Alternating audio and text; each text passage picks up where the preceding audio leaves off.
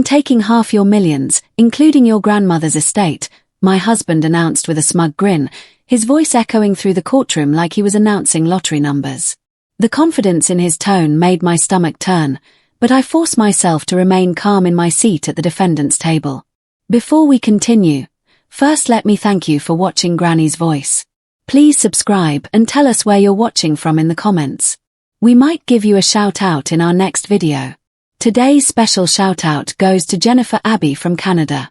Thank you for being part of our family. Now, let me tell you everything.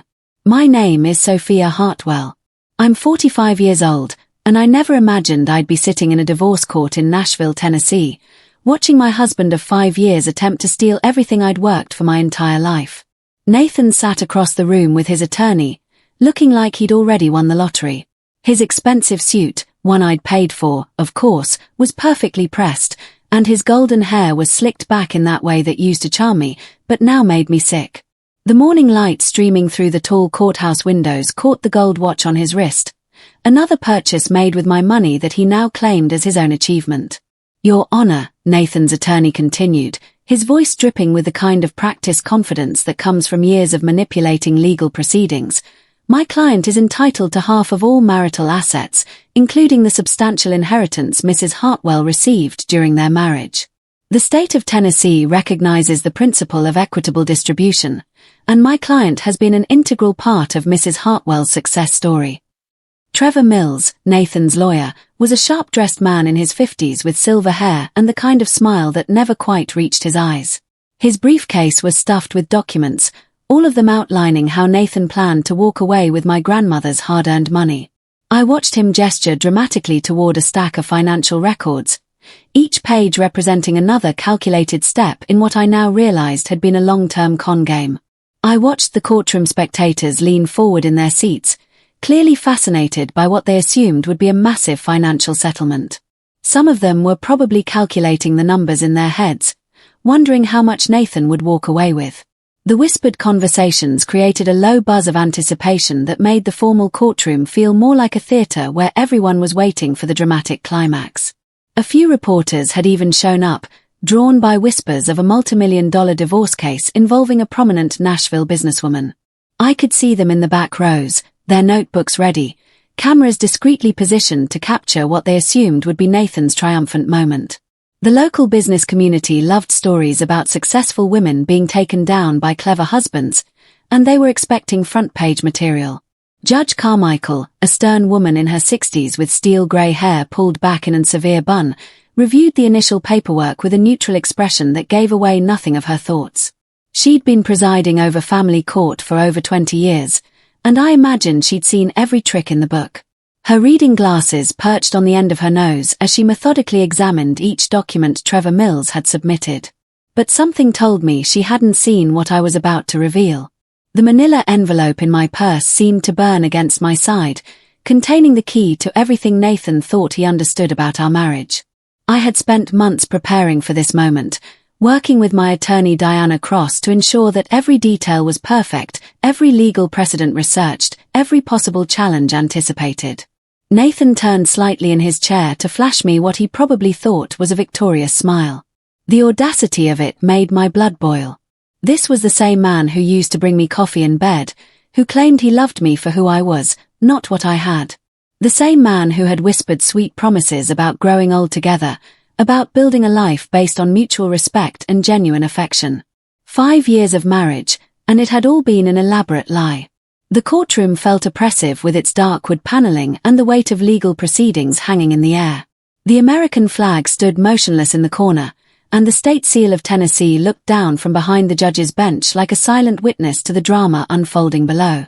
Outside, I could hear the distant sounds of Nashville traffic, people going about their normal lives while mine was being dissected in front of strangers. I clutched my purse tighter, feeling the envelope inside that would change everything. My heart was pounding, but not from nervousness. I felt the calm certainty that comes from knowing you hold all the cards while your opponent thinks he's already won the game. Diana had coached me through this moment dozens of times, preparing me for Nathan's shocked reaction and the inevitable meltdown that would follow. "Mrs. Hartwell," Judge Carmichael addressed me directly, her voice cutting through the courtroom's tension like a blade. Do you have any response to these claims regarding asset division and spousal support? I stood slowly, my heart pounding, but my resolve stronger than ever. This was the moment I'd been waiting for, the moment when Nathan's greed would finally catch up with him.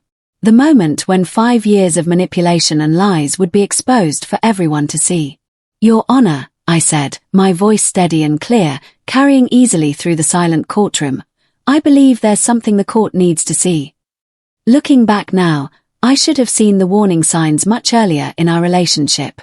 Nathan had swept me off my feet during a particularly vulnerable time in my life, appearing like a knight in shining armor when I was least prepared to see through his carefully constructed facade.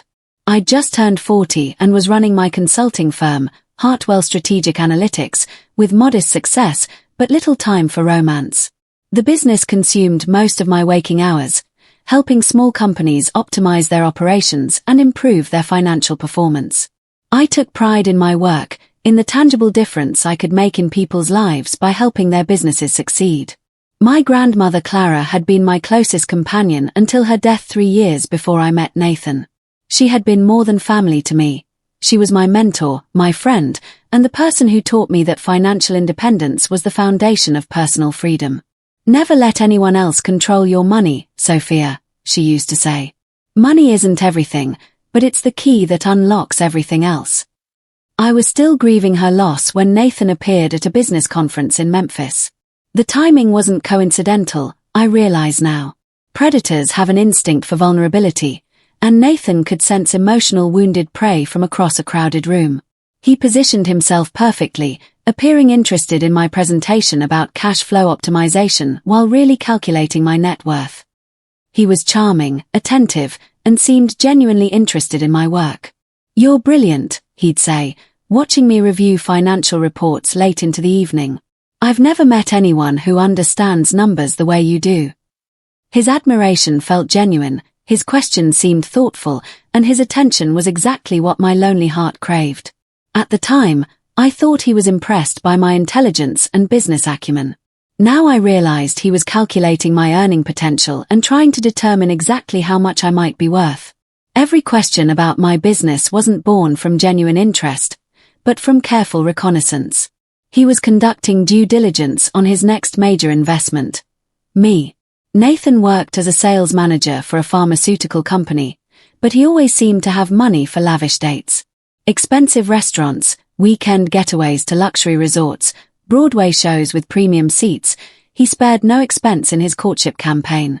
I believe in investing in the people I care about, he'd say when I questioned his spending, his hand covering mine across candlelit dinner tables. I was flattered by his attention and generosity, not realizing he was already planning his long-term investment strategy. Every expensive date was a calculated expense, every romantic gesture designed to make me feel special while he positioned himself for the ultimate payoff. He studied me like a stock he was considering purchasing, learning my weaknesses, my desires, my emotional triggers. The red flags were there, but I chose to ignore them. He asked detailed questions about my family's financial history, seemed unusually interested in my grandmother's estate, and made casual inquiries about my long-term financial plans.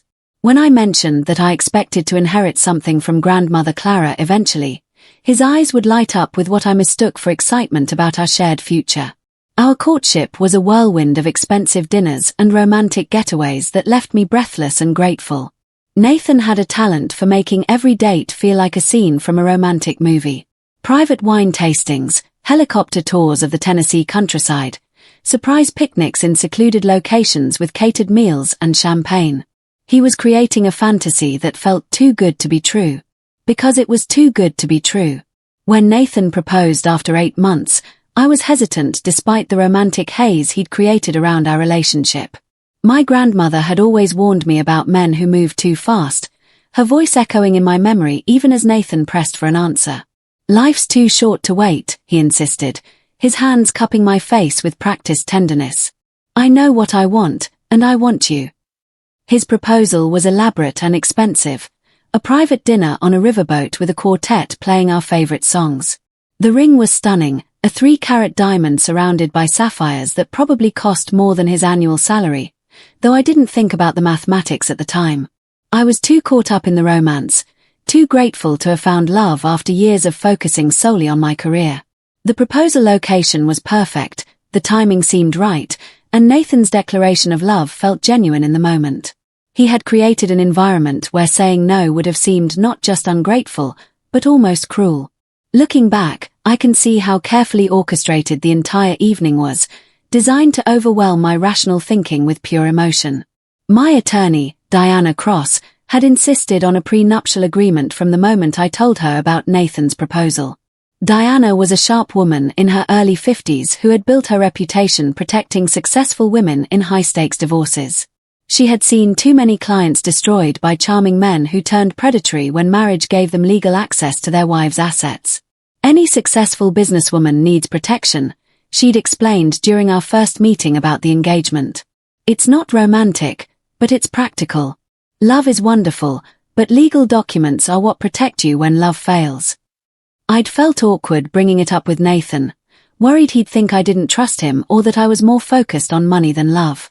The conversation felt like I was questioning the very foundation of our relationship, suggesting that our marriage might fail before it even began. I rehearsed the words for days, trying to find a way to bring up legal protection without sounding like I expected betrayal. But Nathan's reaction surprised me completely. He laughed and waved it off like it was nothing, his casual dismissal making me feel foolish for even worrying. "Of course, darling. Whatever makes you comfortable," he said, pulling me into his arms with that easy confidence that had first attracted me. "I'm not marrying you for your money. I'm marrying you for you." He signed the papers without even reading them, joking that love doesn't need fine print. His attitude was so relaxed, so unconcerned with the legal details, that it convinced me my worries were unfounded. "It's just a romantic formality," he'd said, scribbling his signature with a flourish, like promising to love, honor, and cherish, but with more legal jargon. I remembered feeling relieved that he was so understanding, so willing to put my concerns at ease. Nathan made it seem like the prenuptial agreement was just another step in our wedding planning, no more significant than choosing flowers or selecting a menu. His casual attitude made me feel like I'd been overthinking the whole situation. Diana had been thorough in crafting the agreement, protecting not just my existing assets, but any future inheritance or business growth. She spent weeks researching Tennessee law, consulting with estate planning specialists, and reviewing similar cases to ensure that every possible loophole was closed. "Your grandmother's estate will eventually come to you," she'd reminded me during one of our preparation sessions. "This ensures it stays in your family where it belongs." Men like Nathan can be charming, but charm doesn't pay the bills when relationships end badly. At the time, I thought she was being overly cautious, perhaps even cynical about love and marriage.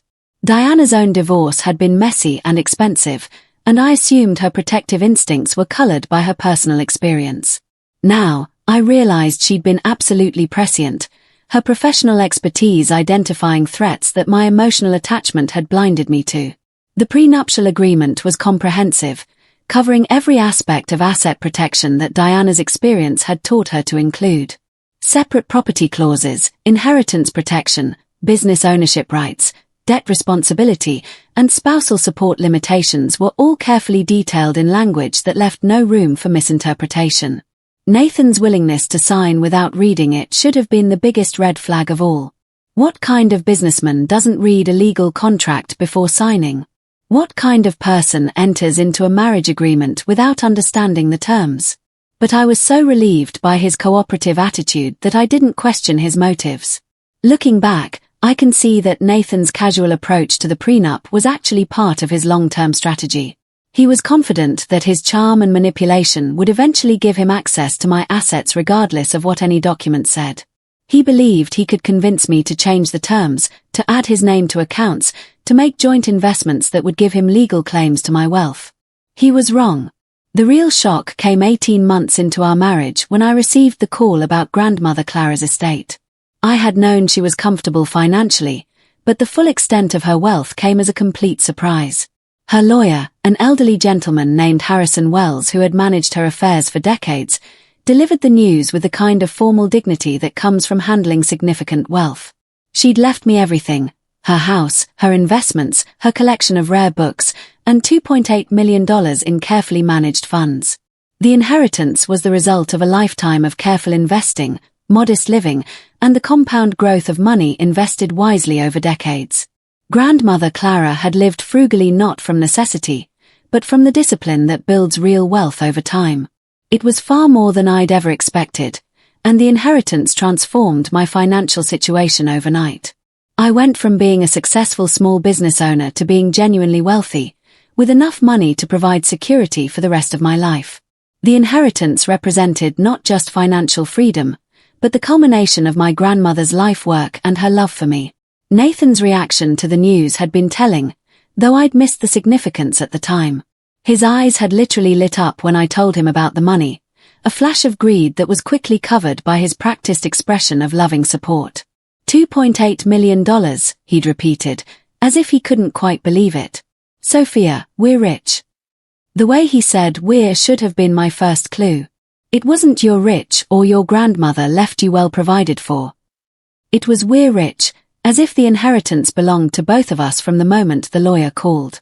Nathan immediately began making plans for our money, talking about investments and purchases and lifestyle changes that we could now afford. From that moment forward, Nathan's spending habits changed dramatically. The man who had been carefully managing his pharmaceutical sales salary suddenly started spending like he had unlimited resources. He quit his job within 6 months, claiming he wanted to explore new opportunities and be there to support my success. Why should I waste time making other people rich when we have enough money to pursue our real dreams? He argued when I questioned his decision to leave steady employment.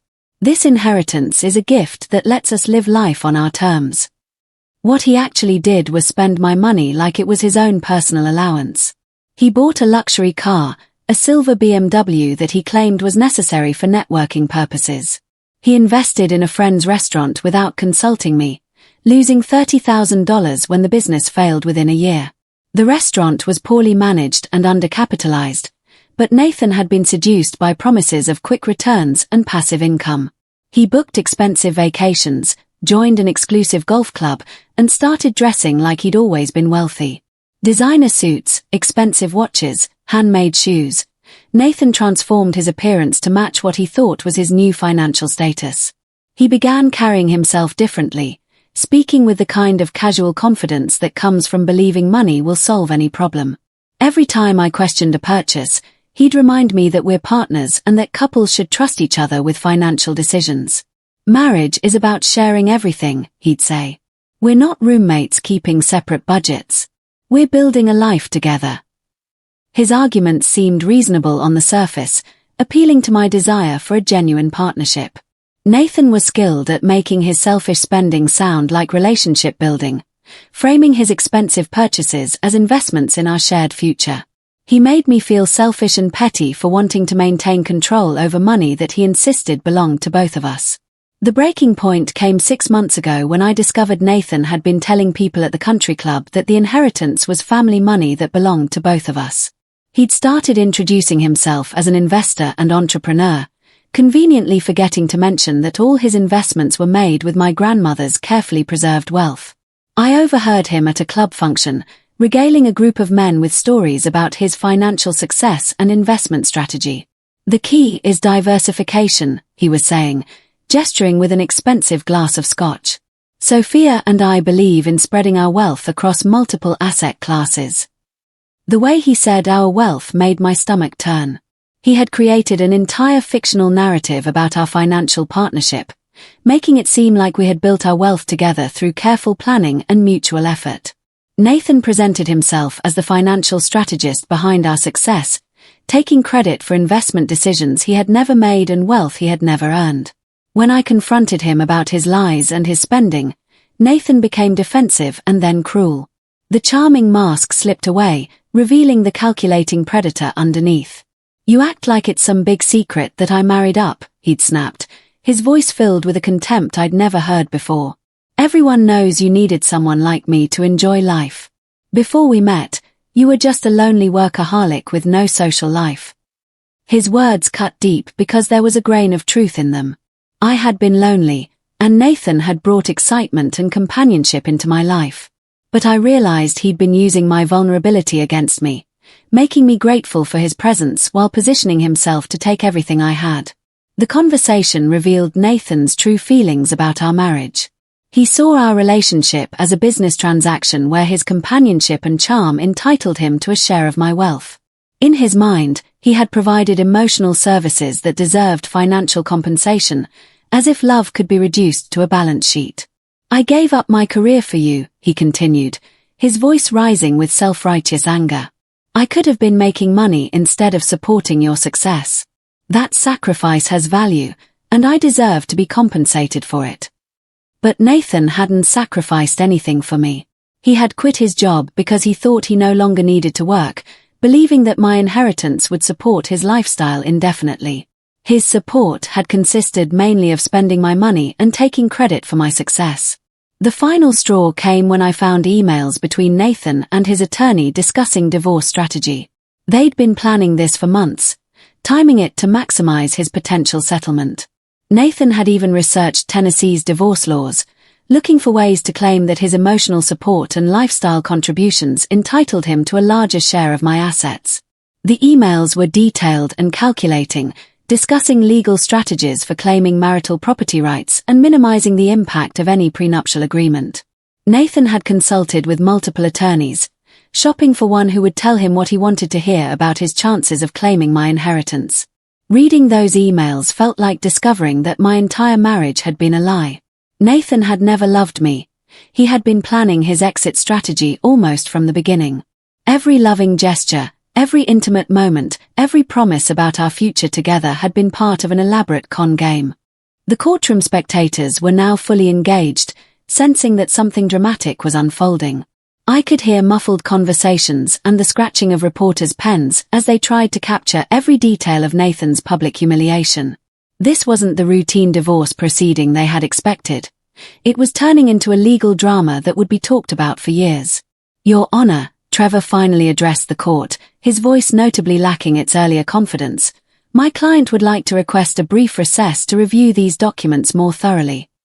Judge Carmichael checked her watch with the kind of deliberate movement that suggested her patience was wearing thin. "Mr. Mills, did you not conduct discovery regarding potential prenuptial agreements before filing your asset claims?" The attorney's silence was answer enough. Nathan had been so confident in his strategy that he'd never even mentioned the possibility of a prenup to his lawyer. Trevor Mills had been blindsided just as much as his client, led into court with incomplete information and false expectations.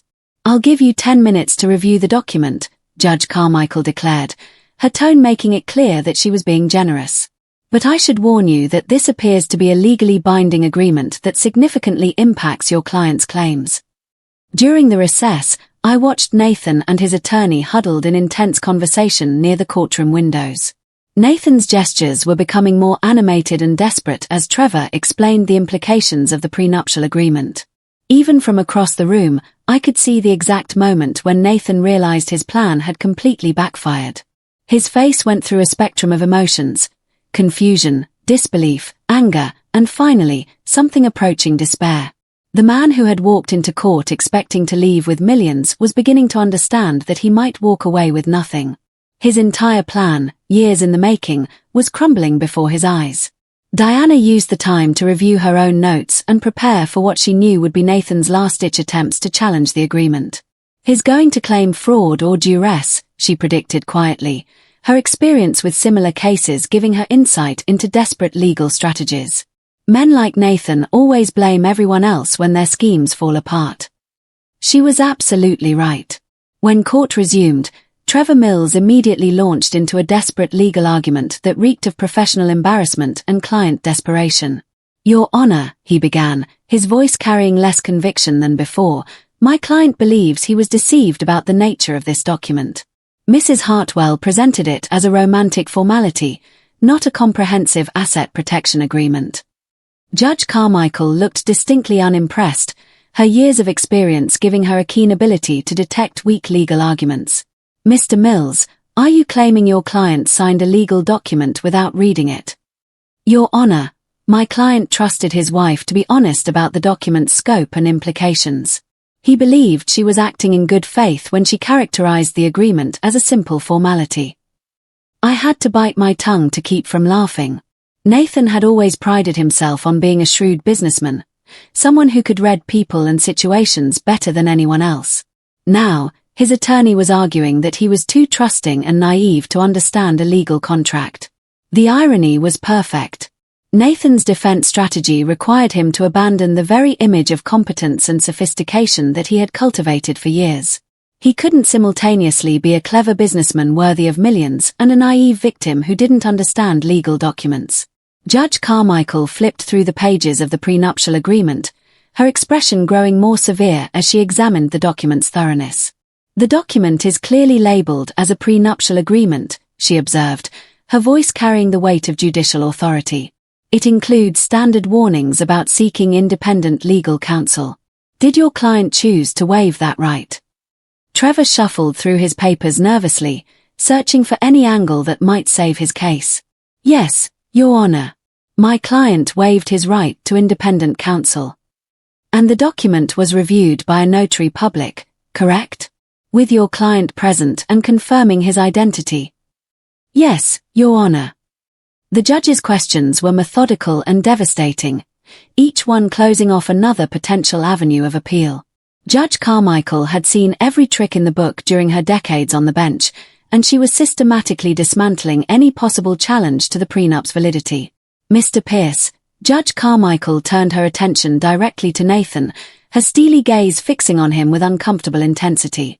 "When you signed this document, did anyone force you to do so? Were you under any kind of duress or coercion?" Nathan's face was red with embarrassment and anger, his composure completely shattered. The confident businessman who had entered the courtroom was gone, replaced by a desperate man facing financial ruin. "No, Your Honor," he admitted reluctantly, "but I thought it was just paperwork." Sophia made it sound like it didn't matter. "Did you read the document before signing it?" The question hung in the air like a sword of Damocles. Nathan looked around the courtroom as if searching for an escape route, his eyes desperate and wild. The silence stretched on until it became uncomfortable for everyone present, the weight of Nathan's predicament filling the room like a suffocating presence. "Mr. Pierce," Judge Carmichael repeated with growing impatience, "I asked you a direct question. Did you read this prenuptial agreement before signing it?" I skimmed it," Nathan finally admitted, his voice barely audible. "But Sophia said it was just a formality." Judge Carmichael's expression was a masterpiece of judicial disapproval, the kind of look that had probably terrified attorneys for decades. "Mr. Pierce, you signed a legal document without reading it, after waiving your right to legal counsel, and now you're asking this court to invalidate it because you didn't take it seriously." The courtroom was completely silent except for the soft whir of the ventilation system and the distant sounds of Nashville traffic. Even the reporters had stopped writing, mesmerized by Nathan's public humiliation. The man who had built his life on charm and manipulation was being systematically destroyed by his own carelessness. I felt a surge of satisfaction watching him squirm under the judge's scrutiny. For years, Nathan had used his charm to avoid consequences, always finding a way to make his problems someone else's responsibility. Now, finally, he was facing a situation where charm was useless and accountability was unavoidable. "Your Honor," Trevor made one final, desperate attempt to save his case. "Perhaps we could argue that the agreement is unconscionable given the disparity in assets and the circumstances of its signing." "Mr. Mills," Judge Carmichael interrupted, her voice cutting through the attorney's argument like a blade, "have you reviewed the financial disclosures included with this prenuptial agreement?" Trevor flipped through the document again, clearly searching for something he'd missed in his hasty review. His face grew even paler as he realized the scope of Diana's thoroughness. There are extensive financial disclosures here, Your Honor." "Indeed there are," Judge Carmichael confirmed with satisfaction. Mrs. Hartwell provided complete documentation of her assets, income, and expected inheritance. Your client signed acknowledgements confirming he reviewed and understood all financial information. This is one of the most thorough prenuptial agreements I've seen in my 23 years on the bench. Nathan looked like he was about to be physically ill. The golden boy who had charmed his way through life was finally facing consequences that couldn't be talked away or manipulated into someone else's problem. His entire worldview was crashing down around him as he realized that his 5-year plan had been doomed from the very beginning. Judge Carmichael cleared her throat and began reading directly from the prenuptial agreement, her voice carrying clearly through the silent courtroom like a death sentence for Nathan's dreams of easy wealth. Section 4, Paragraph A. All assets owned by either party prior to marriage shall remain the separate property of that party. Nathan's knuckles were white as he gripped the edge of his table, his body language screaming desperation and disbelief. Section 4, Paragraph B. Any inheritance received by either party during the marriage shall be considered separate property and shall not be subject to division upon divorce. Nathan's face went through a spectrum of colors, red to white to green, as the reality of his situation became undeniably clear. The money he had been spending for years, the lifestyle he had built, the future he had planned, all of it was slipping away with each word the judge read. Section 6, Judge Carmichael continued relentlessly, addresses spousal support. Quote, neither party shall be entitled to alimony or spousal support from the other, regardless of the length of the marriage or the disparity in income. End quote. The judge looked up from the document with an expression that suggested she was almost enjoying Nathan's humiliation.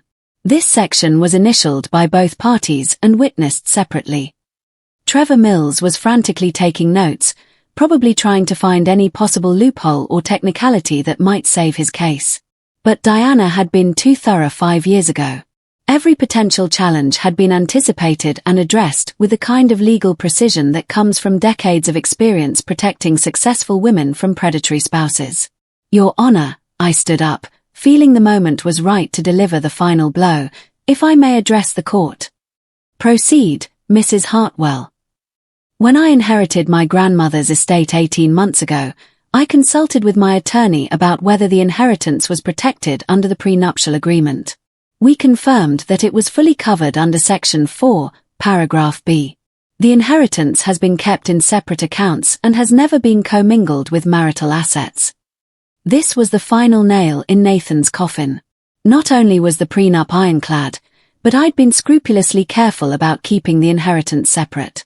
There was no way for him to claim any portion of it through equitable distribution or any other legal theory. Judge Carmichael nodded approvingly, clearly impressed by my financial discipline. Mrs. Hartwell, did you use any portion of your inheritance for marital expenses or joint purchases? No, Your Honor. I maintained my regular business income for all household expenses. The inheritance has remained completely separate, invested in accounts bearing only my name.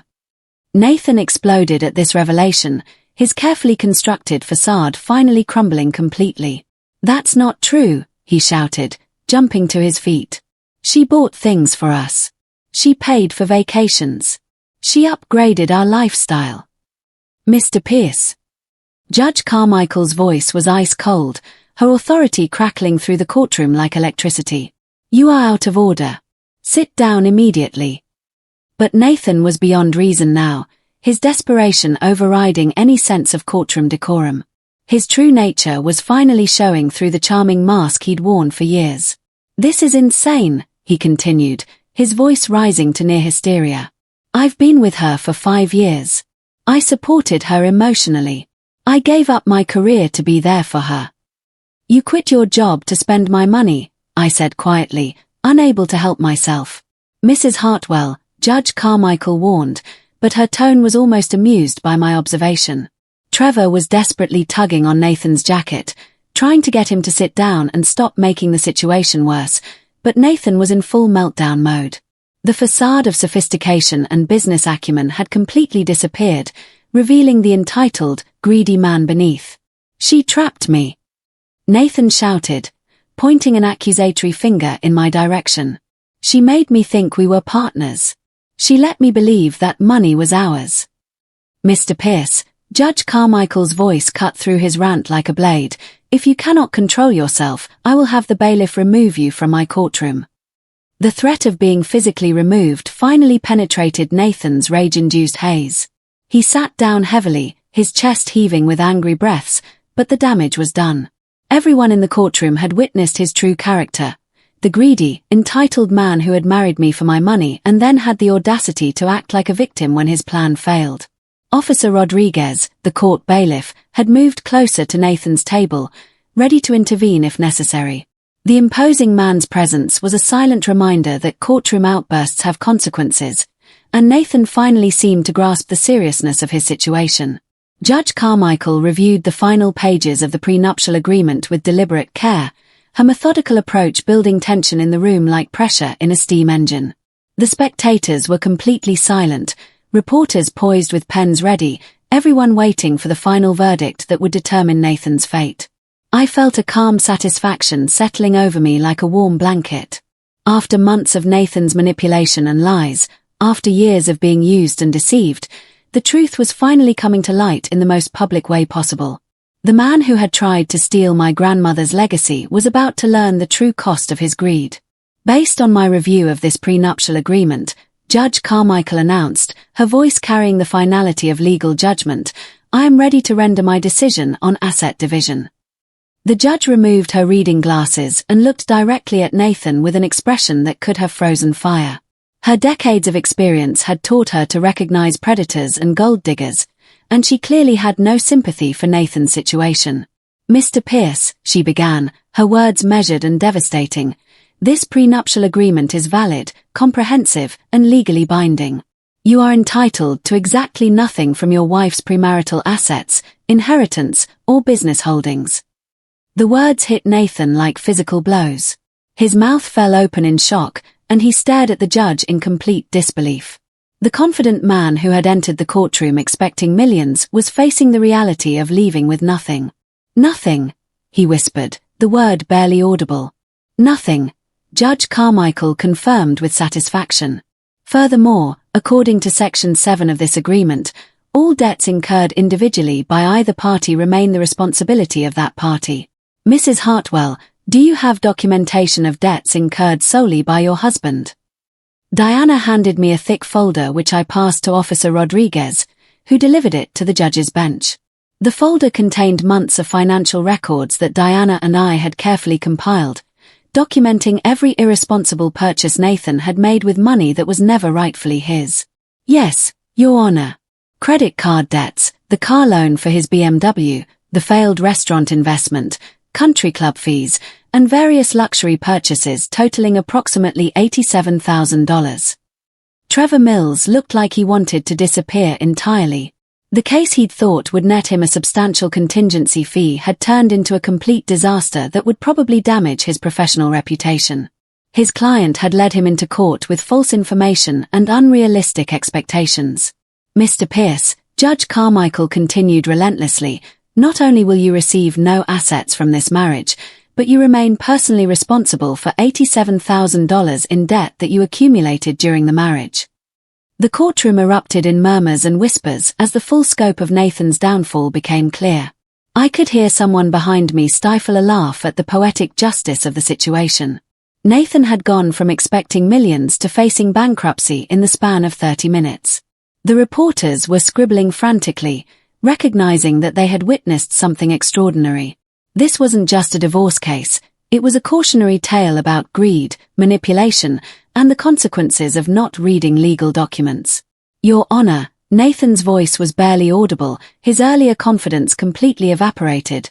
"This can't be right. 5 years of marriage has to count for something." Judge Carmichael's smile was razor-sharp, the expression of someone who had seen justice served in the most satisfying way possible. "It does count for something, Mr. Pierce. It counts as an expensive lesson in reading legal documents before signing them." The gavel came down with a finality that echoed through the courtroom like thunder, the sound marking the end of Nathan's dreams and the vindication of my grandmother's wisdom about protecting family wealth. The court grants the divorce petition filed by Mrs. Hartwell. No assets shall be transferred to Mr. Pierce. All individual debts remain with the party who incurred them. This court is adjourned. Nathan sat in stunned silence as the reality of his situation sank in like poison through his veins. He'd spent 5 years positioning himself for this moment, cultivating the perfect image of a supportive husband, only to discover that his plan had been doomed from the day he casually signed the prenuptial agreement without reading it. The irony was perfect and devastating. The same carelessness and arrogance that had led him to dismiss the prenup as unimportant had now cost him everything he'd schemed to obtain. His contempt for legal details had become the instrument of his own destruction. People began filing out of the courtroom, but I remained seated for a moment, watching Nathan's world collapse around him. The man who had charmed his way through life with easy confidence was finally facing consequences that couldn't be talked away or manipulated into someone else's problem. Trevor Mills was already packing his briefcase, clearly eager to escape this professional embarrassment. The attorney's hasty movements and avoid eye contact suggested he was already calculating how to minimize the damage to his reputation. His failure to discover the prenuptial agreement during discovery would be talked about in Nashville legal circles for years. Several reporters approached me for comment as I finally stood to leave, but Diana intercepted them with practiced efficiency. "Mrs. Hartwell has no comment at this time," she said smoothly, "but we're pleased that justice has been served." The reporters persisted, calling out questions about the prenup, the inheritance, and Nathan's reaction. But Diana expertly guided me past them, her years of experience dealing with high-profile divorces evident in her smooth handling of the media attention. "Sophia," Nathan called out as I reached the courtroom doors, his voice cracking with desperation. "We need to talk about this. This isn't over." I turned to face him one last time, looking at the man who had shared my bed, my home, and my trust for 5 years. The charming facade was completely gone now, replaced by the desperate pleading of someone facing financial ruin. "Nathan," I said quietly, my voice carrying clearly through the nearly empty courtroom, "it was over the moment you decided to marry me for my money instead of loving me for who I am. The prenuptial agreement didn't ruin your plan. Your greed did." His face crumpled as the full weight of his situation hit him like a physical blow. No inheritance, no assets, and crushing debt that would follow him for years to come. The man who had charmed his way through life had finally met a situation that couldn't be smooth-talked or manipulated away. As I walked toward the courtroom doors with Diana beside me, I felt lighter than I had in months. The nightmare was finally over, and Nathan's true nature had been exposed for everyone to see. Justice, it turned out, sometimes came with its own sense of poetic irony. The Nashville business community would be talking about this case for years to come. The story of the charming gold digger who was undone by his own carelessness would become a cautionary tale told in law offices and boardrooms across the city. Nathan's life unraveled completely in the months following our divorce, his downfall swift and thorough. The $87,000 in debt that he'd accumulated during our marriage forced him into bankruptcy within 6 months, destroying his credit rating and making it impossible for him to maintain even a semblance of his former lifestyle. The bankruptcy proceedings were public record, and the Nashville business community watched with fascination as Nathan's financial house of cards collapsed. Every luxury purchase, every failed investment, every country club fee was documented and scrutinized by creditors who showed no mercy for his situation. His reputation in Nashville's business and social circles was completely ruined when word spread about how he had tried to steal his wife's inheritance. The story became a cautionary tale about prenuptial agreements and the dangers of marrying for money, with Nathan cast as the villain who got exactly what he deserved. The details of our divorce became the subject of gossip at every country club, charity function, and business networking event in the city. Nathan's name became synonymous with greed and manipulation, making him a pariah in the social circles where he had once tried to establish himself as a successful entrepreneur. The country club that had once welcomed Nathan as a member revoked his membership when he couldn't pay his mounting dues. The same men who had listened to his boastful stories about his investments now avoided him entirely, unwilling to be associated with someone who had become a laughingstock. The luxury BMW that Nathan had purchased with my money was repossessed within 3 months of the divorce, leaving him dependent on public transportation and the occasional ride from his few remaining friends. The symbol of his imagined success became another reminder of his spectacular failure. His dating life became virtually non-existent as women in our social circles learned about his gold-digging scheme and warned each other about the charming man who viewed marriage as a business transaction. Nathan's romantic prospects were limited to women who hadn't heard his story, and in a city like Nashville, that pool was shrinking rapidly. The psychological impact of his downfall was perhaps even more devastating than the financial consequences. Nathan had built his entire identity around being a smooth operator who could charm his way into wealth and success. The discovery that he had been outmaneuvered from the very beginning shattered his self-image and left him struggling with depression and anxiety. He was forced to move in with his elderly parents in Memphis, a humiliating retreat to the childhood bedroom he'd left behind decades earlier. His parents, who had initially been impressed by their son's apparent success, now had to face the reality that Nathan was a failed con artist living under their roof. The entry-level sales job Nathan eventually found was a harsh reminder of how far he had fallen. At 47 years old, he was starting over with less than he'd had before our marriage, burdened with debt and a reputation that preceded him wherever he went.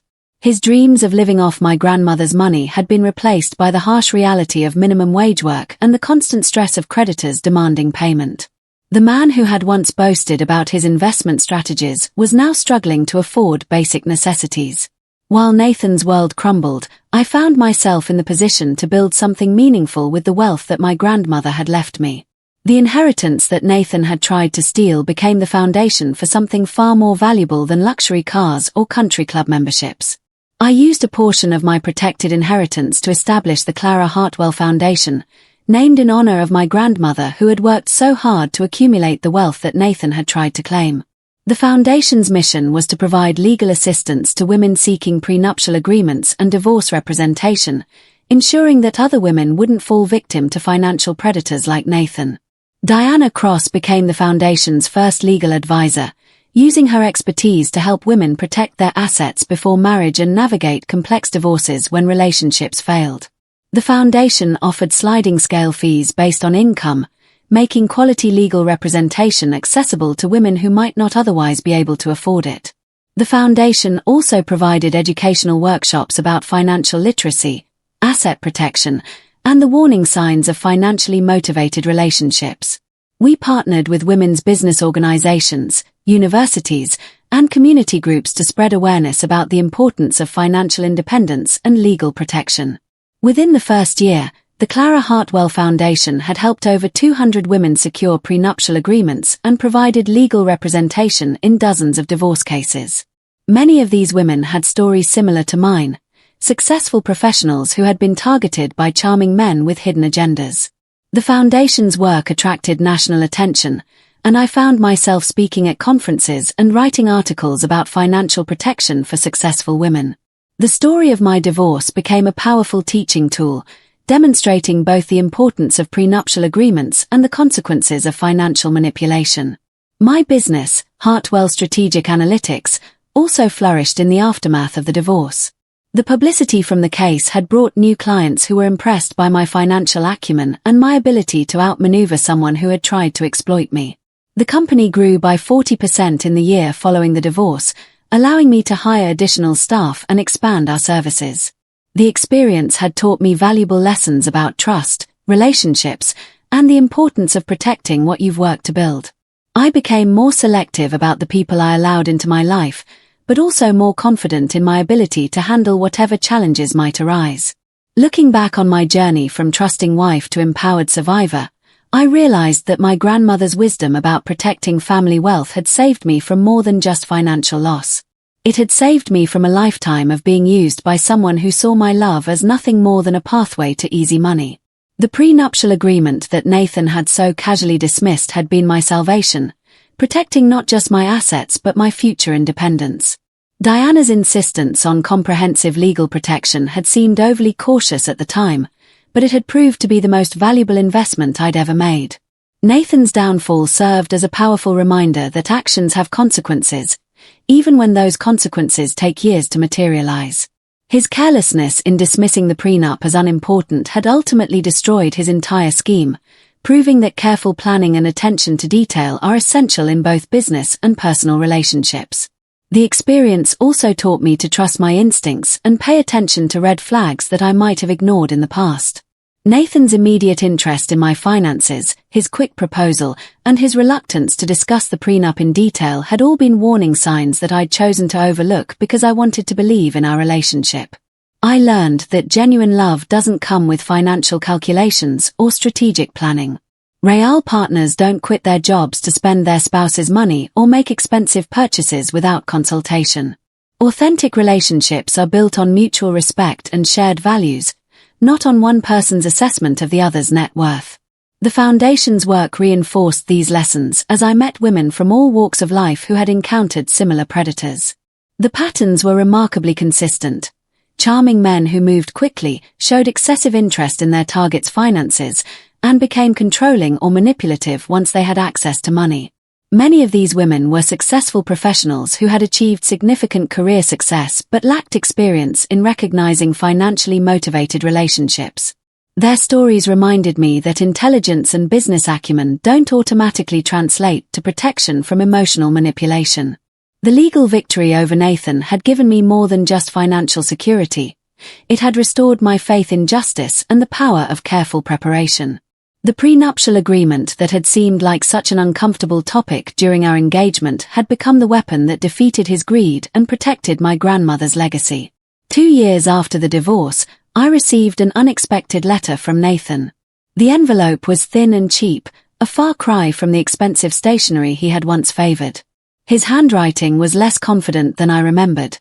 The letters slightly shaky as if written by someone under stress. The letter was an apology, of sorts. Nathan acknowledged that he had married me for my money and expressed regret for the pain he had caused. He claimed that losing everything had taught him the value of honest work and genuine relationships, though I found it difficult to believe that someone so fundamentally dishonest could truly change. He mentioned that he was working 2 jobs to pay off his debts and had entered therapy to address what he called his issues with money and relationships. The letter included no requests for reconciliation or financial assistance, for which I was grateful. Nathan seemed to understand that any contact between us could only cause more harm. I showed the letter to Diana, who read it with the skeptical eye of someone who had seen too many manipulative ex-husbands try to worm their way back into their former wives' lives. "Leopards don't change their spots," she observed. "He's probably hoping you'll feel sorry for him and offer some kind of financial assistance." But I didn't feel sorry for Nathan. His current struggles were the direct result of his own choices and actions. The debt he was working to pay off had been incurred while spending money that never belonged to him. The damaged reputation he was trying to rebuild had been destroyed by his own greed and dishonesty. I filed the letter away without responding. Nathan had already taken enough of my time and energy, and I had no intention of allowing him back into my life in any capacity. Some bridges are meant to stay burned, and this was definitely one of them. My personal life had also taken a positive turn. I had begun dating again, approaching new relationships with the wisdom that comes from surviving betrayal. The men I chose to spend time with were vetted more carefully, their actions observed more closely, their financial behavior scrutinized for red flags. I met James Morrison at a charity function for the Foundation. He was a widower in his early 50s who had built a successful accounting practice and was genuinely interested in supporting the Foundation's work. Unlike Nathan, James had his own money and showed no interest in mine beyond ensuring that it was being managed responsibly. Our relationship developed slowly, built on mutual respect and shared values rather than whirlwind romance and expensive gestures. James had read about my divorce case and understood the importance of financial boundaries in relationships. When we eventually moved in together, we maintained separate accounts and made decisions about joint expenses through open communication rather than assumptions. The contrast with Nathan couldn't have been more stark. Where Nathan had been charming but calculating, James was steady and genuine. Where Nathan had been focused on what I could provide for him, James was interested in what we could build together. Where Nathan had seen my success as his opportunity, James celebrated my achievements as my own. 5 years have passed since that dramatic day in Judge Carmichael's courtroom, and the lessons I learned from Nathan's betrayal continue to guide both my personal and professional decisions.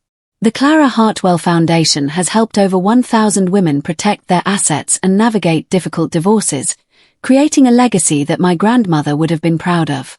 Nathan's attempt to steal my inheritance ultimately made me stronger, wiser, and more committed to helping other women avoid similar predators. His greed became the catalyst for positive change in countless lives, though I doubt he would appreciate the irony of his unintended contribution to women's financial protection. The prenuptial agreement that Nathan had so carelessly signed without reading became the model for the Foundation's standardized protection documents. Diana and her team refined the language and structure based on our experience, creating agreements that are even more comprehensive and difficult to challenge.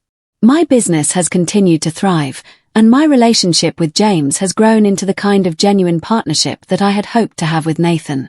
The difference is that James chose me for who I am, not for what I have, and our relationship is built on truth rather than deception. Sometimes I wonder what might have happened if Nathan had actually read the prenuptial agreement before signing it. Would he have walked away from our relationship, realizing that his plan wouldn't work? Would he have tried to convince me to change the terms? Or would he have signed it anyway, confident that his charm would eventually give him access to my wealth regardless of what any document said? I suspect it was the latter. Nathan's arrogance and sense of entitlement were so deeply ingrained that he probably believed he could overcome any legal obstacle through manipulation and charm. He underestimated both my intelligence and my grandmother's wisdom, a mistake that cost him everything. The story of our divorce has become legendary in Nashville legal circles, frequently cited as an example of why prenuptial agreements are essential and why clients should never withhold information from their attorneys. Trevor Mills, Nathan's lawyer, reportedly now asks specifically about prenups during initial consultations, having learned his lesson the hard way.